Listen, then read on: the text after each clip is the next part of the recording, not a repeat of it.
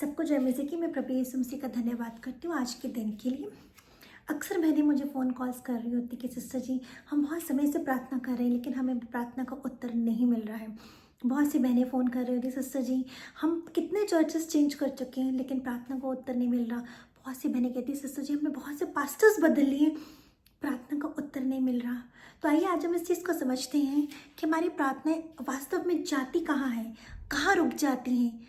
क्या सच में हमारी प्रार्थनाएं कबूल हो रही हैं? क्या कारण है कि हमारी प्रार्थनाएं कबूल क्यों नहीं हो रही हैं? आइए हम देखते हैं। हमें इस चीज़ को बहुत अच्छे से समझना है कि 3 आसमान हैं, 3 हेवेंस हैं, आकाश है। एक पहला आकाश जहाँ पे आप और मैं रहते हैं, जिसे हम धरती कहते हैं, जिस धरती में हम सब मनुष्य रहते हैं, जहाँ से हमारी प्रार्थनाएं ऊपर जाती हैं धुएं के रूप में। हम पढ़ सकते हैं भजन संहिता 141:2, मेरी प्रार्थना तेरे सामने धूप के समान स्थिर हो। तुम्हारी प्रार्थनाएं धूप के समान क्या है? ऊपर जाती हों। सबसे ऊपर जो आसमान है पिता यहोवा का आसमान है। जो आसमान है, जिस आसमान में पिता यहोवा निवास करते हैं, या हमारी जो प्रार्थना है वो धुएं के रूप में ऊपर पहुंचती हैं। और धुएं का क्या मतलब है? हमारी विनम्रता, हमारी भक्ति, हमारा आत्मसमर्पण। इन दोनों आसमानों के बीच में एक और आसमान है, आज हम थोड़ा सा उसके बारे में समझें। इन दोनों आसमानों के बीच में जो आसमान है, जिसे ब्रह्मांड कहते हैं, जहाँ पे सितारे हैं, जहाँ पे जो आत्मिक युद्ध का क्षेत्र है, जहाँ पे हम बोल सकते हैं कि शैतान का गढ़ है, शैतान का घर है।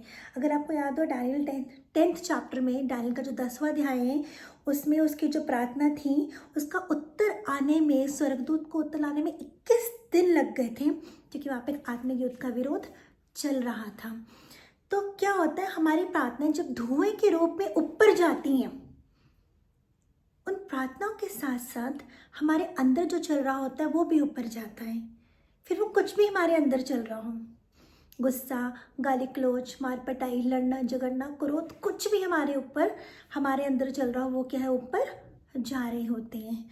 और जब वो चीज़ें ऊपर जा रही होती हैं तो सबसे पहले तो वो शैतान का घर आया, शैतान का गढ़ आया, आत्मिक युद्ध आया। तो वो चीज़ें जब धुएं के साथ साथ ऊपर जा रही है, प्रार्थना हमारी ऊपर जा रही है, हमारे अंदर के शरीर के काम भी ऊपर जा रहे हैं, और वो सारी हरकतें, वो जो नेचर है, वो जो स्वभाव है, वो शैतान जैसा ही है, तो हमारी वो जो प्रार्थना है वहाँ पे रुक जाती है। और उस समय शैतान बहुत ज़्यादा खुश होता है, वो बहुत आनंदित होता है, अरे ये तो मेरे जैसा मनुष्य है, इसका स्वभाव तो मेरे जैसा है, कि बोलता तो है कि मैंने प्रभु यीशु मसीह को ग्रहण कर लिया, कि बोलता तो है मैं प्रभु यीशु मसीह को मानता हूँ, लेकिन इसके स्वभाव में तो कोई परिवर्तन नहीं आया, इसके नेचर में कोई परिवर्तन नहीं आया, इसके कैरेक्टर में कोई परिवर्तन नहीं आया। वो बहुत खुश होता है, हमारी प्रार्थना वहाँ रुक जाती है। फिर चाहे 6 साल हो, चाहे 16 साल हो, हम जितनी मर्जी प्रार्थना कर लें, जितने मर्जी उपवास रख लें, जितने मर्जी पास्टर बदल लें, जितने मर्जी हम चर्चेस बदल लें, जब तक अंदर से बदलाव नहीं आएगा, जब तक मन का परिवर्तन नहीं होगा, जब तक दिल का परिवर्तन नहीं होगा, जब तक जीवन का परिवर्तन नहीं होगा, हमारी प्रार्थनाएं ऊपर नहीं जाएंगी। और हमारी प्रार्थना क्या होती है? वहीं दूसरे आसमान पर रुक जाती हैं। एक छोटी सी कहानी से आपको इनकरेज करना चाहूँगी। 2 लोग थे, वो प्रार्थना कर रहे थे। 2 लोग जब प्रार्थना कर रहे थे, एक की जो प्रार्थना थी वो दूसरे आसमान पर रुक गई, और जो दूसरे की प्रार्थना थी वो तीसरे आसमान पर रुक गई। तो जो स्वर्गदूत थे वो बड़े हैरान परेशान हुए कि ऐसे कैसे हो गया कि एक की प्रार्थना जो थी वो दूसरे आसमान पर रुक गई और दूसरे की प्रार्थना दूसरे आसमान पर चली गई, ये कैसे हुआ? सब सोच में रह गए। फिर ये उत्तर आया कि दोनों बाइबल पढ़ते हैं, दोनों दुआ करते हैं, दोनों चर्च जाते हैं, दोनों दशवांश निकालते हैं, दोनों के घरों में बंदगियाँ होती हैं, प्रार्थना होती है, उपवास होता है, सब कुछ होता है दोनों की। दोनों ने माफ़ी मांगी, सब कुछ तो दोनों का सेम था। फिर ऐसे कैसे हो गया कि एक की प्रार्थना दूसरे आसमान पर रुक गई और दूसरे की प्रार्थना तीसरे आसमान पर चली गई? ऐसे कैसे हो गया? दोनों ने जब माफ़ी मांगी ना, तो पहले वाले ने पता है क्या किया? माफ़ी मांगने के बाद उसने अपनी गलतियों को दोबारा रिपीट करना शुरू किया।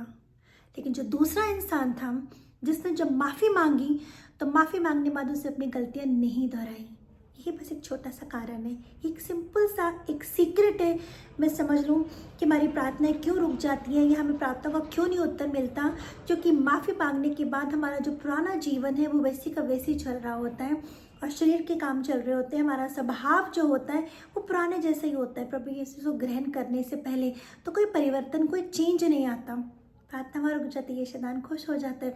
अब जो दूसरा व्यक्ति, उसने माफ़ी मांगी, उसने अपने गुनाहों का इकरार किया, उसने तौबा की, उसने प्रायश्चित किया, पर उसने अपनी गलतियों को रिपीट नहीं किया।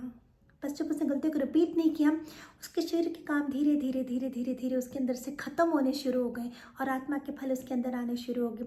उसके स्वभाव में परिवर्तन आना शुरू हो गया, उसके नेचर में परिवर्तन आना शुरू हो गया, उसके कैरेक्टर में परिवर्तन आना शुरू हो गया। उसने छोड़ दी वो सारी बातें जो प्रभु को नहीं पसंद थी। और जब उसने प्रार्थना की, उसकी दुआ सीधा ऊपर तीसरे आसमान पे खुदा बाप के पास चली गई। और खुदा बाप तो इंतज़ार कर रहे हैं कि कब हम उनसे प्रार्थना करें और कब हमें उत्तर दें। वो हमें हर प्रार्थना का उत्तर देना चाहते हैं, लेकिन हमारी कमियों के कारण, हमारी घटियों के कारण, हमारे शरीर के कामों के कारण हमें हर प्रार्थना का उत्तर नहीं मिलता। तो भाइयों बहनों, मैं आपको इनकरेज करना चाहूँगी, जब खुदा बाप से आप माफ़ी मांगते हैं तो दिल से माफ़ी मांगिए, क्योंकि आपको कोई नहीं देख रहा, लेकिन खुदा बाप आपको देख रहे हैं।